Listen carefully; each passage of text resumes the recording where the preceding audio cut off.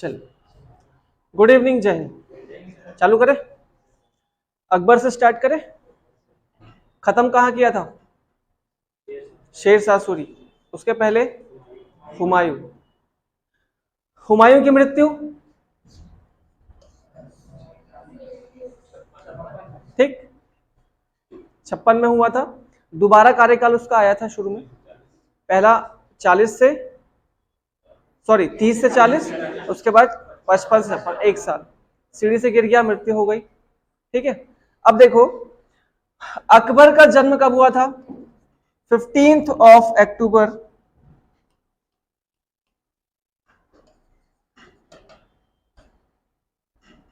1542। ठीक, 15 अक्टूबर 1542 इसका जन्म हुआ। कहां पे जन्म हुआ? पंजाब। पंजाब में कहा? राजा वीर साल के महल में इसका जन्म हुआ। ठीक, माता का नाम बताओ।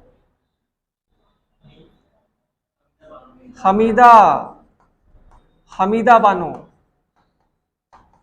पिता का नाम हुमायूं।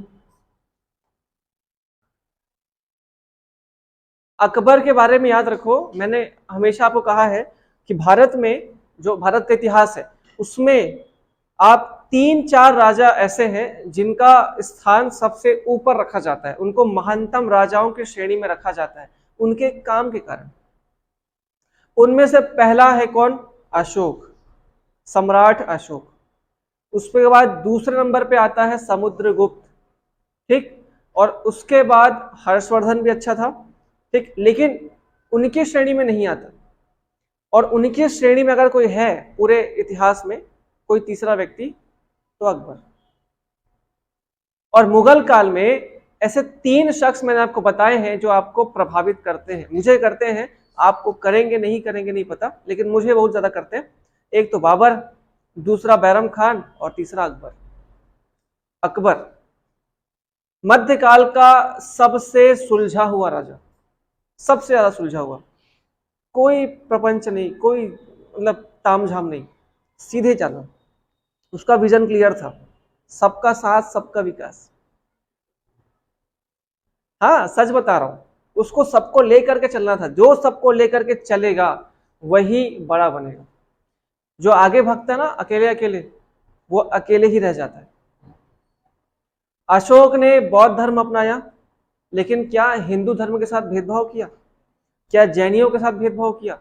जबकि उसने एक नया संविधान बनाया, अशोक का धम्म, और उसके अनुसार फिर उसने अपना साम्राज्य चलाया। क्यों? क्योंकि उसको पता था कि मैं बौद्ध हूं और मेरी जनता क्या है? हिंदू है। तो ऐसी कंडीशन में सारी जो जनता है और मेरा सोच मिलेगा नहीं, इसलिए उसने क्या किया? एक नया संविधान बनाया, धम्म। बौद्ध अशोक का धम्म कहा जाता है उसको। ठीक है, ये भी वैसे ही था। अकबर भी सारे लोगों को एक साथ लेकर के चला। हालांकि अकबर महान नहीं होता अगर उसके लाइफ में परिस्थितियां उसके साथ नहीं साथ देती तो। मतलब जो कंडीशन थे ना ऐसे बनते गए कि अकबर महान हो गया। अशोक ने प्रयास किया, अकबर ने भी किया, लेकिन अकबर की किस्मत ज्यादा अच्छी थी कि उसको सारा चीज अच्छा मिला। आप देखते जाओ इसका क्या क्या मिला। जब पैदा हुआ था, ठीक, तो इसको परवरिश अच्छी मिली शुरुआत में। अब्दुल लतीफ करके इसके टीचर थे, लेकिन अकबर को पढ़ा नहीं पाए। अकबर नालायक निकल गया, मतलब पढ़ाई लिखाई के मामले में अनपढ़ था। उसके बाद इसकी धाई माँ, इन्होंने अच्छे से पालन पोषण किया इसका। बाद में इसका यूज करने लगी थी अपने बेटे आदम खान को राजा बनाने के लिए, लेकिन वो सफल नहीं हो पाई। तो धाई माँ भी अच्छी थी कुल मिलाकर। ठीक, इसके बाद बैरम खान, इसकी लाइफ का सबसे इंपॉर्टेंट पर्सन बैरम खान। बैरम खान अगर नहीं होता तो अकबर जीवित ही नहीं बचता, क्योंकि पूरी प्लानिंग थी इसको मारने की। और इसके बाद इसकी लाइफ में अगर सबसे इंपॉर्टेंट कोई आई तो जोधा बाई। जोधाबाई, जोधाबाई ने अकबर को अकबर बनाया है, मैं लिटरली बता रहा हूँ। जोधाबाई अगर नहीं आती या इससे शादी इसकी नहीं होती ना, तो अकबर महान श्रेणी में नहीं आ पाता। अकबर महान तभी कहलाया जब उसकी जोधाबाई से शादी हुई। शादी किया इसलिए महान नहीं बना। जोधाबाई के प्रभाव में आकर के उसने ऐसे ऐसे फैसले लिए जो एक कालजयी फैसले थे, जिसको आज तक माना जाता है कि उसके सबसे सफलतम फैसलों में से एक था। जैसे उसने तीर्थ यात्राओं पर प्रतिबंध लगा दिया, तीर्थ यात्राओं पर जो कर था उसको बैन करा दिया। तीर्थ यात्राओं पर बैन लगता था, है ना।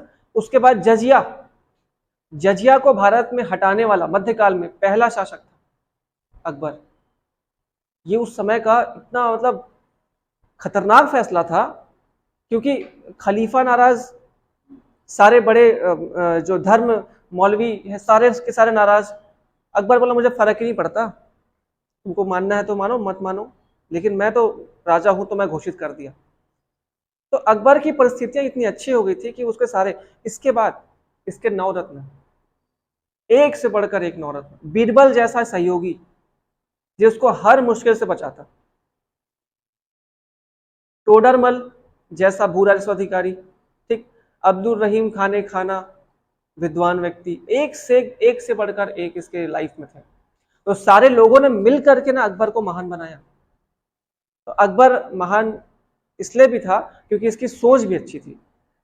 अब औरंगजेब को भी बताया गया था अच्छी अच्छी बातें, ये करो वो करो, लेकिन अपने ही बेटे को उसने कहां ठुसवा दिया, जेल में। मानना भी तो चाहिए, अगर आपकी नियत ही खराब है तो आपको अच्छे लोग भी मिल जाए तो आप कुछ नहीं कर सकते। और ये चीज अकबर के में क्वालिटी थी। वो जानता था कि मैं ज्यादा नहीं सोच सकता, लेकिन मेरे साथ जो है वो लोग अच्छा सोच सकते हैं, तो मैं उनकी सोच का फायदा उठाऊंगा। और उसने उनकी सोच का फायदा उठा करके भारत में एक विशाल साम्राज्य की और एक सार्वभौमिक जो धर्म है उसकी स्थापना करी, जिसमें सारे लोग अकबर को अपना बादशाह मानने लगे थे। खैर देखते हैं आगे कैसे अकबर अकबर बनता है।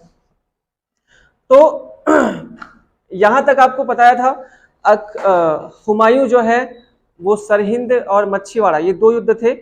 पहले मच्छीवाड़ा के युद्ध में है, एक एक करके चलो देख लेते हैं इसको आगे से। इसमें तो कुछ लिखने का है नहीं। अच्छा एक बार मैं आपको बता देता हूं इसकी जो पर्सनल डिटेल है। इनकी धाई माता का नाम महम अनगा, ये भी लिख लेना आप लोग, महम अनगा। इनकी धाई माँ समझते हैं ना, बेबी सीटर, धाई माँ महम अनगा। आपने अगर जोधा अकबर देखा होगा तो इनका बेहतरीन रोल दिखाया गया है महम अनगा का। जल्दी जल्दी में महामंगा बोल देते, लेकिन महम अनगा उसका नाम है, महम अनगा, ठीक। संरक्षक कौन था? बैरम खान। बैरम खान इसका प्रोटेक्टर था, संरक्षक बैरम खान। इनकी हालांकि पत्नियां तो और भी थी, लेकिन आप 3 नाम याद रखिएगा। पहला, हाँ मैं सारे की नहीं बोल रहा, 3 ही बोल रहा, रुकैया बेगम, रुकैया बेगम, रुकैया कैसे लिखोगे तुम?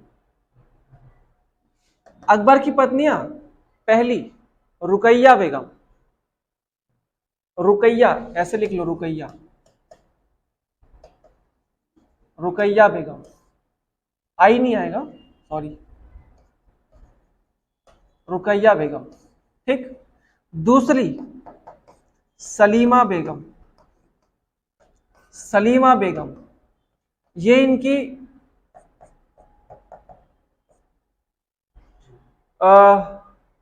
प्रतीकात्मक पत्नी थी, मतलब केवल बोलने के लिए पत्नी थी, वैसे पत्नी थी नहीं। आगे बताऊंगा इनके बारे में, टेंशन मत लो।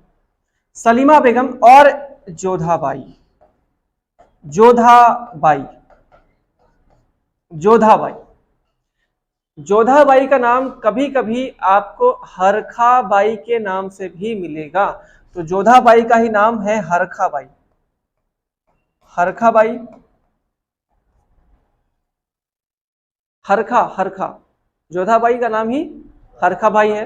बाद में पूछना सर हरखाबाई कौन है? जोधाबाई ही कौन है? हरखा बाई का ही नाम है मरियम उज्जमानी। अब इतने सारे नाम है तो क्या करें, कुछ भी आ जाता है। मरियम उज्जमानी, ठीक है, मरियम उज्जमानी। जब इसकी शादी होती है ना, तब मरियम की उपाधि किसको दिया जाता है? जोधाबाई को। किसके द्वारा? अकबर के द्वारा। ठीक, अकबर की ना दो तीन उपाधियां भी लिख लो साथ साथ। एक लिखना जिल्ले इलाही, इसकी उपाधियां, जिल्ले इलाही,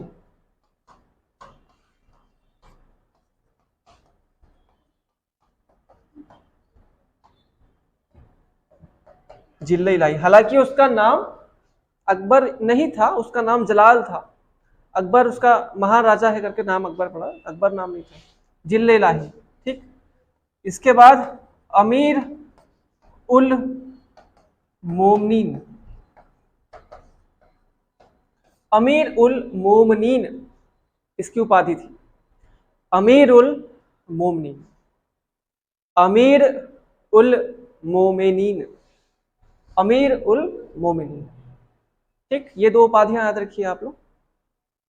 चलिए अब देख लेते हैं, अकबर के बारे में पढ़ना शुरू करते हैं।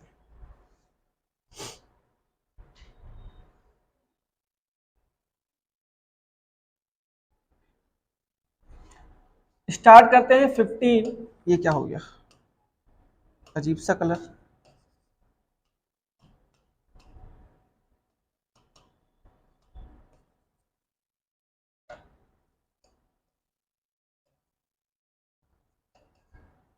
फिफ्टीन 1555 से स्टार्ट करते हैं इसकी कहानी। जन्म कब हुआ था? 42 में, ठीक। 55 में कौन सा युद्ध हुआ था? पहला मच्छीवाड़ा। मच्छीवाड़ा कहां पे है? पंजाब में। मच्छीवाड़ा में अकबर ने पहली बार अपनी लाइफ में क्या देखा? वॉर होते देखा, ठीक, पहला। दूसरी चीज, अकबर ने यहीं पे अकबर को यहीं पे उत्तराधिकारी घोषित किया गया था, सक्सेसर, किसके द्वारा? हुमायूं के द्वारा। तो मच्छीवाड़ा के युद्ध के बाद इसको उत्तराधिकारी घोषित किया गया। उत्तराधिकारी किसका? हुमायूं का। तो हुमायूं ने अकबर को कब उत्तराधिकारी घोषित किया? तो मच्छीवाड़ा के युद्ध के बाद, ठीक, सक्सेसर। पहला 55 में ही दूसरा कौन सा युद्ध लड़ा गया? सरहिंद। सरहिंद का युद्ध जीतने के बाद हुमायूं चाहता तो अकबर को अपने साथ दिल्ली ले जाता, लेकिन उसने ऐसा नहीं किया। इसने 13 साल के अकबर को, 13 नहीं 12 साल, अभी तो 12 साल का, 12-13 साल के अकबर को उसने लाहौर का सूबेदार नियुक्त कर दिया। लाहौर का सूबेदार, सूबेदार को आप लिख सकते हो गवर्नर। तो इसको लाहौर का गवर्नर बना दिया गया हुमायूं के द्वारा। लाहौर का गवर्नर बना दिया गया। क्यों? क्योंकि अगर राजा का बेटा राजा के साथ महल में रहेगा तो वो बिगड़ जाएगा, सीधी बात यह है। और इस चीज को हुमायूं जानता था, अकबर नहीं जानता था, इसलिए उसका बेटा बिगड़ जाता है और बाद में उसी के विरुद्ध विद्रोह कर देता है। जब जब ये सलीम, भाई सलीम जब पैदा हुआ था ना, तो इतने मुश्किल से पैदा हुआ था कि मतलब बड़ी मिन्नतों के बाद, बड़ी मिन्नत, उसके सारे बेटे मतलब जितने पैदा हुए थे सब मर गए थे अकबर के। अंततः सलीम बच जाता है, और चूंकि अब घर में एक चिराग तो आ गया है और वो एकदम मुश्किल से आया है, तो वो चिरागो टाइप का रहेगा घर में, और उसको इतने लाड पार से लगती है, ऊपर से जोधाबाई, मरियम, माता मरियम, और बेचारा बिगड़ गया पूरा। अकबर देखा बचपने में नशा वशा शराब, बोलो भगाओ, महल से भगाओ। कहाँ भेजवा दिया उसको भी? लाहौर, लाहौर भेजवा दिया। बोला वहीं जा लड़वड़ युद्ध वुद्ध कर बढ़िया से, वहां युद्ध करने लगे। खैर वो देखते हैं बाद में। तो लाहौर का क्या बना दिया उसको, सूबेदार। अब 1556 में एक घटना घट गई अनएक्सपेक्टेड। क्या घटी, मृत्यु किसकी, हुमायूं की। कैसे, सीढ़िया से गिर गया, सीढ़ी से गिर के उसकी मृत्यु। अब ये समय ऐसा था कि मुगल या फिर हुमायूं अपना पैर सही तरीके से जमा नहीं पाए थे दिल्ली में, अपने आप को मजबूत नहीं कर पाए थे। अभी अभी तो आए थे 55 में जीत करके, 56 में मर गया, तो कहां से अपने आप को स्टैब्लिश कर पाएगा। जैसे बाबर जब मरा था तो हुमायूं इस लायक था कि वो संभाल सके, लेकिन अकबर अभी तो बच्चा था और था कहां पे, लाहौर में। हुमायूं मर गया। राजा के मरने का मतलब यह है कि गद्दी खाली है। अब गद्दी असुरक्षित है, कभी भी कोई भी उस पर क्या कर सकता है, अटैक करके उसको अपने में मिला सकता है, उसको जीत सकता है। और सबसे बड़ा खतरा अभी भी कौन थे, अफगानी, वही सूर, आदिल शाह सूर बताया था ना, जो लास्ट बचा हुआ था, आदिल शाह सूर। जैसे हुमायूं मरा, अब हुमायूं का संरक्षक या फिर हुमायूं का सबसे प्रमुख सेनापति कौन, बैरम खान। उन्होंने घोषणा करवा दिया कि हुमायूं की मृत्यु की खबर महल के बाहर नहीं जानी चाहिए। लेकिन कब तक छुपा, एटलीस्ट कुछ दिन तो छुपा ही सकते थे। तो हुमायूं की मृत्यु की खबर जो है वो छुपाई गई लगभग 20 से 30 दिनों तक, लगभग 30 दिनों तक उसकी खबर को छुपाया गया। और इन 30 दिनों में बैरम खान तुरंत निकल गया किसको लेने के लिए, अकबर को, क्योंकि अब अकबर को बचाना इंपॉर्टेंट था। क्योंकि उत्तराधिकारी कौन, अगर अकबर को मार देते तो कहानी खत्म मुगलों की, फिर से लड़ाई होती सबके बीच में, फिर कोई राजा नया बनता। तो मुगलों की सत्ता को बचाने की जिम्मेदारी अब किसके सर पर थी, बैरम खान। अब यहां से स्टार्ट होता है बैरम खान का रोल। बैरम खान अपनी छोटी टुकड़ी लेकर के, ज्यादा टुकड़ी ले नहीं जा सकता क्योंकि पता चल जाता, तो छोटी टुकड़ी लेकर निकल जाता है कहां, लाहौर, पंजाब। ठीक, पंजाब पहुंचा, अकबर को पकड़ा, बोला चलो, उसको बताया गया कि तुम्हारे पिता की मृत्यु हो गई। तो मृत्यु हो गई है। खैर राजा और जो राजा खानदान के लोग होते हैं उनकी लाइफ में ये सब बहुत बड़ी बात नहीं होती, क्योंकि आप राजा हो, है ना, आपके लिए पर्सनल जो जिम्मेदारियां हैं वो ज्यादा इंपॉर्टेंट नहीं रखती, है ना। अब वो राजा है अकबर, अब वो आंसू नहीं बहा सकता, अब वो आंसू नहीं बहा सकता, अब उसके ऊपर जिम्मेदारी है पूरे मुगल वंश की, अब उसको वो निभानी पड़ेगी कैसे भी करके। तो अकबर को लेकर आते रहता है बैरम खान, ठीक है। लेकिन इसके पहले कि वो आता दिल्ली में, दिल्ली घेरा जा चुका था।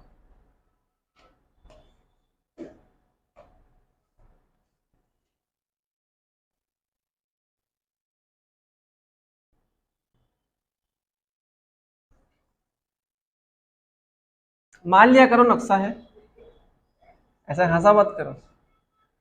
अब यहां पे क्या है, अरे पंजाब भैया, उतने दिन में कहा दिल्ली, नक्शा वक्शा भूल गए। यहां पे दिल्ली है मान लो, और इधर पे क्या है, आगरा है। ठीक, ये दिल्ली से कहा गया था बैरम खान अकबर को लेने, पंजाब। लेकिन पंजाब से वापस लौटने से पहले ये बात निकल चुकी थी पूरे साम्राज्य में कि कौन मर गया, राजा मर गया। अब राजा मरा है, इसका मतलब यह है कि तुरंत उसके जो विरोधी है वो कहां पहुंच जाएंगे, गद्दी को हासिल करने के लिए। और इसी समय आदिल शाह सूरी, आदिल शाह, ये वही आदिल शाह था, ठीक है। इसने अपना सेनापति किसको बनाया, हेमू को। हेमू, हेमू बहुत बेहतरीन आदमी था, बताऊंगा इसके बारे में। हेमू के साथ आदिल शाह ने एक टुकड़ी भेजी और दिल्ली की कर दी घेराबंदी। दिल्ली की क्या कर दी, घेराबंदी। घेराबंदी का मतलब ये है कि दिल्ली को पूरा से घेर के बैठ गए, हाँ मेरा दिल्ली, मतलब रास्ता रोक लिया जहां जाने का। ऐसा थोड़ी आप पानी से चले जाओगे तैर के, एक पर्टिकुलर रास्ता होगा, आप उसी रास्ते से जा सकते हो दिल्ली। तो दिल्ली की कर दी घेराबंदी। सोचे कि रास्ते में जब मिलेगा अकबर तो वही निपटा देंगे उसको। लेकिन यहां आते आते बैरम खान को ये पता चल गया था रास्ते में ही, पंजाब से निकलने के समय ही, कि अब दिल्ली घेरा जा चुका है, तो अब राजा कोई नहीं है। याद रखना, अभी भी राजा कोई नहीं है, उत्तराधिकारी राजा नहीं बना है। क्यों? तब कब बनेगा? जब उसका राज तिलक होगा। तो बैरम खान चालाक व्यक्ति था, उसने तुरंत उसका राज तिलक कर दिया। मोस्ट इंपॉर्टेंट क्वेश्चन, अकबर का राज तिलक कहां पे हुआ?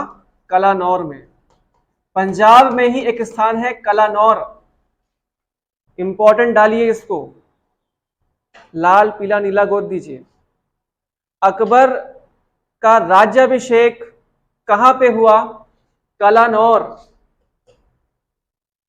कलानौर पंजाब।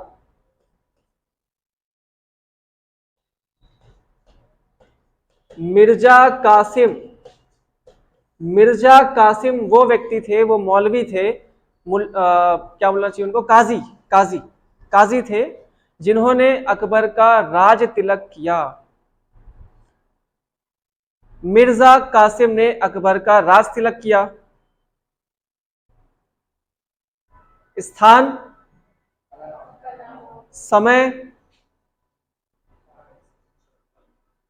1556 याद रखो, डेट वेट कोई दिक्कत नहीं करेगा। 56 याद रखो। अगर बोलोगे सर कितने बजे किया वो भी बता दो।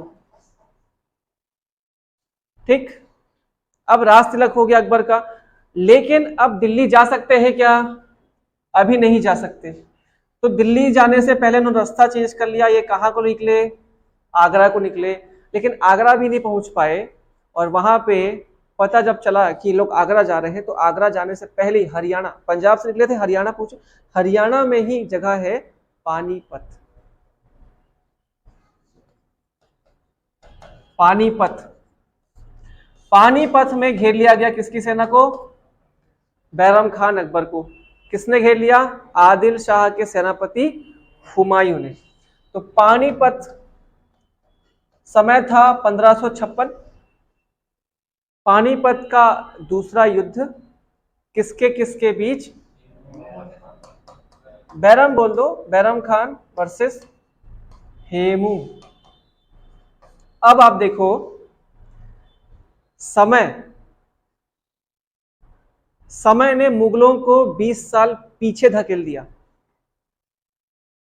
समय था 1526 और बाबर इसी पानीपत के मैदान में खड़ा था अपनी सत्ता को बचाने के लिए, अपने हैसियत को वापस से उजागर करने के लिए और अपने आप को प्रतिस्थापित करने के लिए।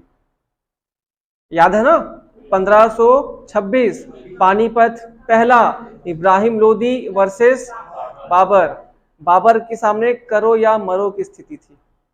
वापस से मुगलों को यही दिन देखना पड़ गया और करो या मरो की स्थिति में वो पहुंच चुके थे पानीपत के ही मैदान में। और स्थिति इस समय और ज्यादा विकराल इसलिए थी क्योंकि खुद राजा, जो जुम्मा अभी राजा बना था 1-2 दिन पहले, अब वो राजा मात्र नाम मात्र का था। ठीक, और उसको अपने कृपा पात्र या अपने विश्वास पात्र व्यक्ति बैरम खान के ऊपर डिपेंड होना पड़ेगा।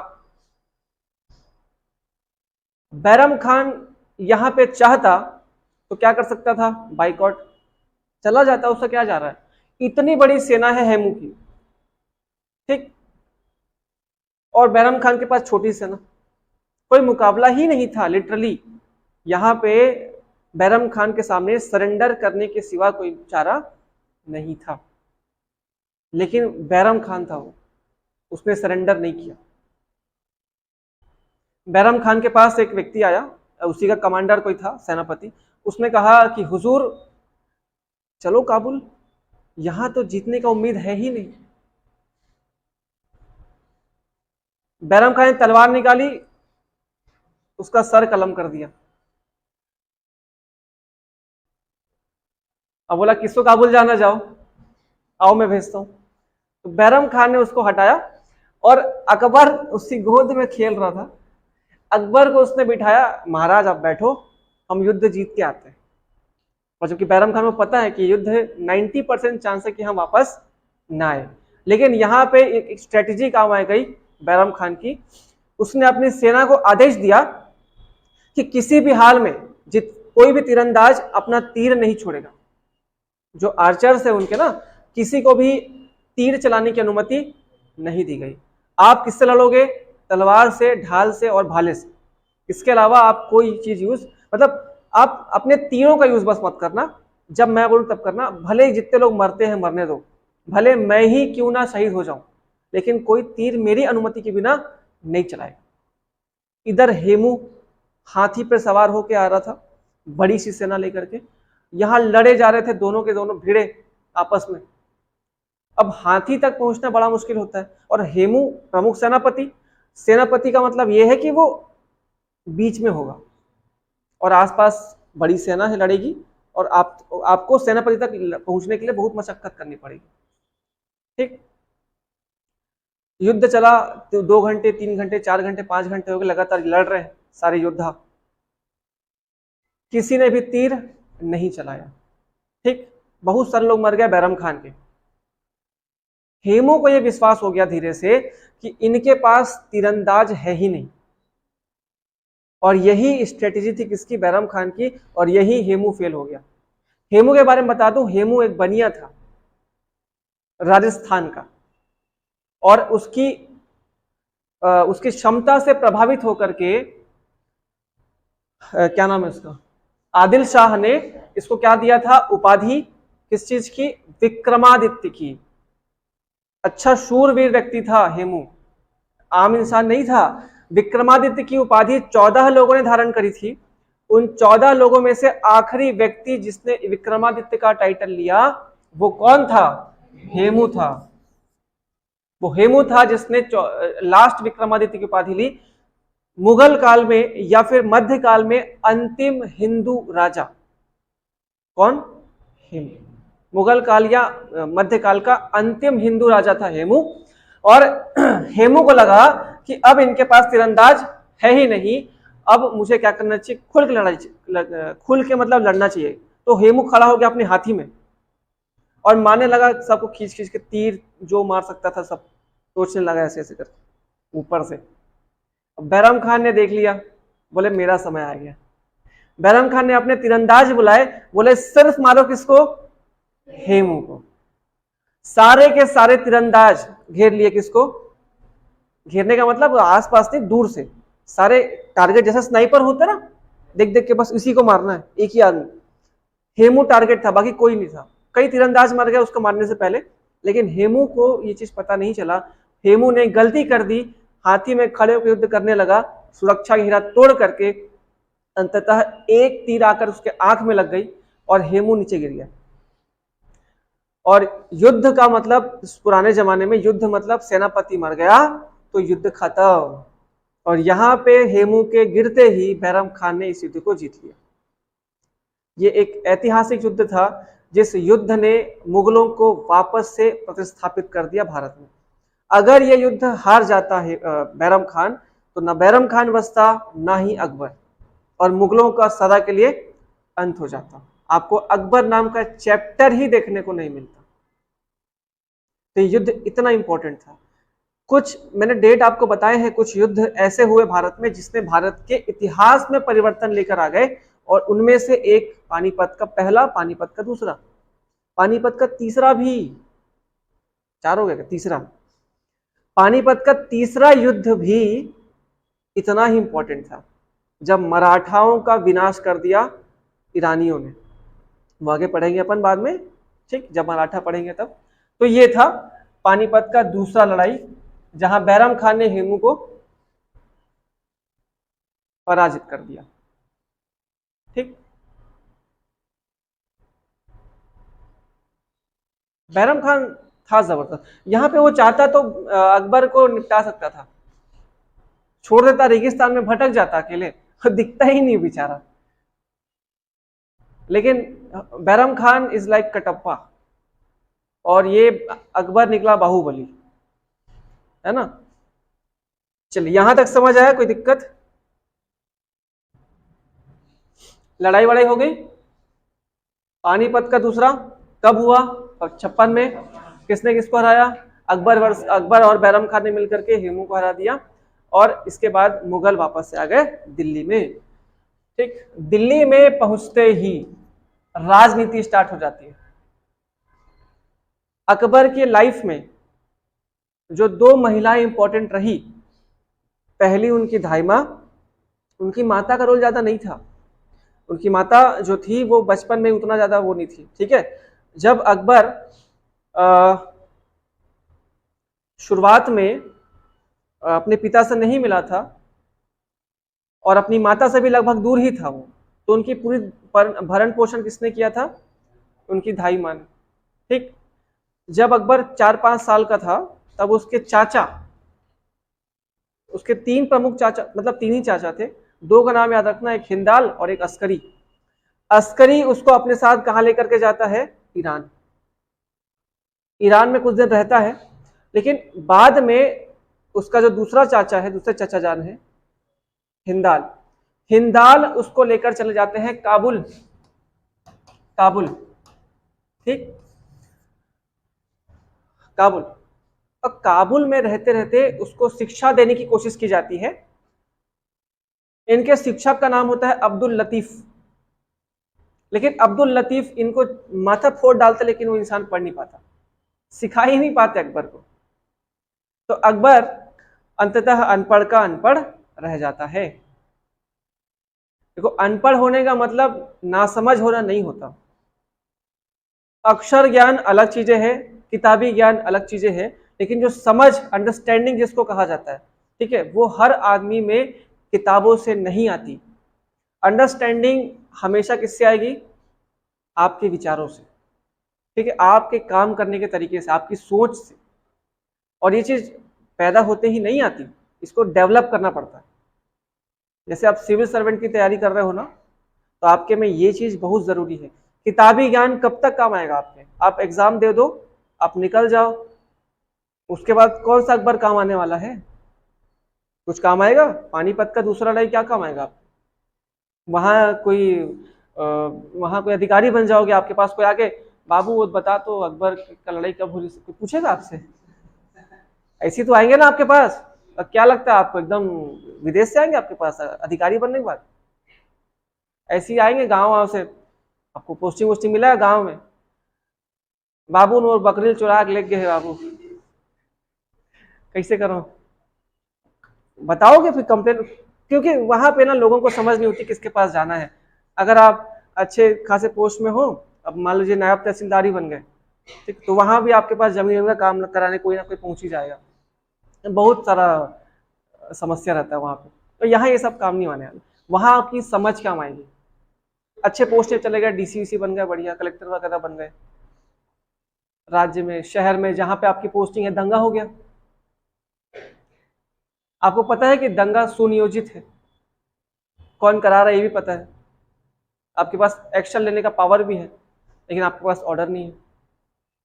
ऐसी कंडीशन में क्या करना है, ये आपको फिर वही सोचना पड़ेगा कि आपको एक्शन लेना है कि मंत्री जी के खिलाफ जाकर के, या मंत्री जी का साथ देकर के चुपचाप बैठना। तो वहां पे आपके अंडरस्टैंडिंग काम आएगी, आपको क्या सही लगता है वो आप करोगे। वहां पे फिर अकबर और बैरम खान काम नहीं आएगा। ठीक, चलिए, किसका? हिंदाल। एक चाचा अस्करी था,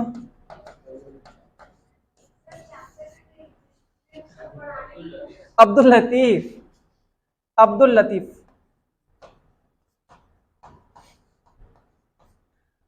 ये टीचर था उसका, कोशिश करता था पढ़ा दूं, लेकिन अकबर पढ़ नहीं पाया। हिंदाल के बारे में इसलिए याद रखिए क्योंकि हिंदाल की एक बेटी थी जिसका नाम था रुकैया,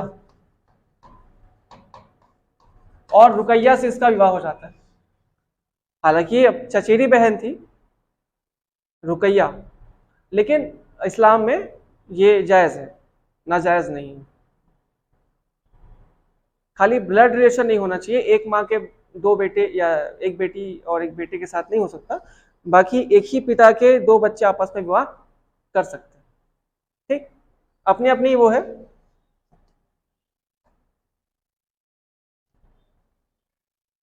ठीक, जैसे ही अकबर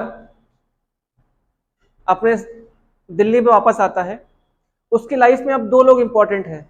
एक जिसने उसका संरक्षक बैरम खान, और दूसरा जिसने उसका पालन पोषण किया, धाई माँ। ठीक, लेकिन उसके राज्य में ज्यादा प्रभाव किसका था?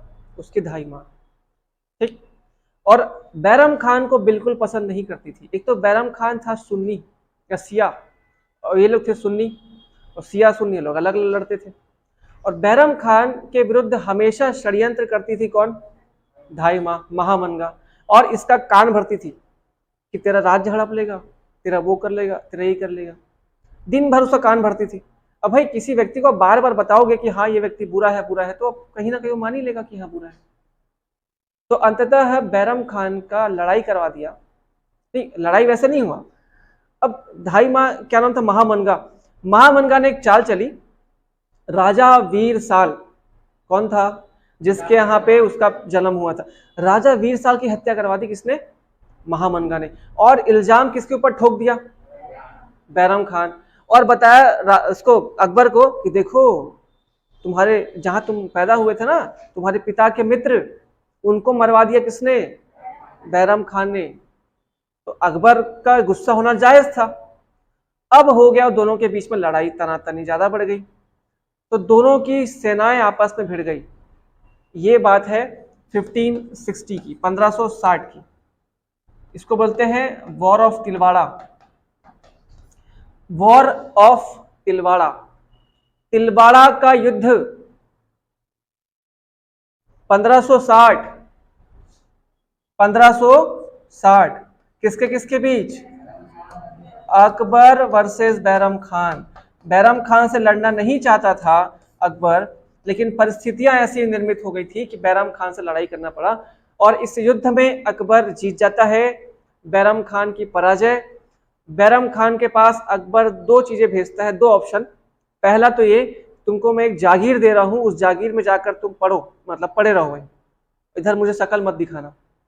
और दूसरा बोलता है इसको कि तुम चले जाओ हज की यात्रा में, और सारी तैयारियां मैं करवा के दूंगा।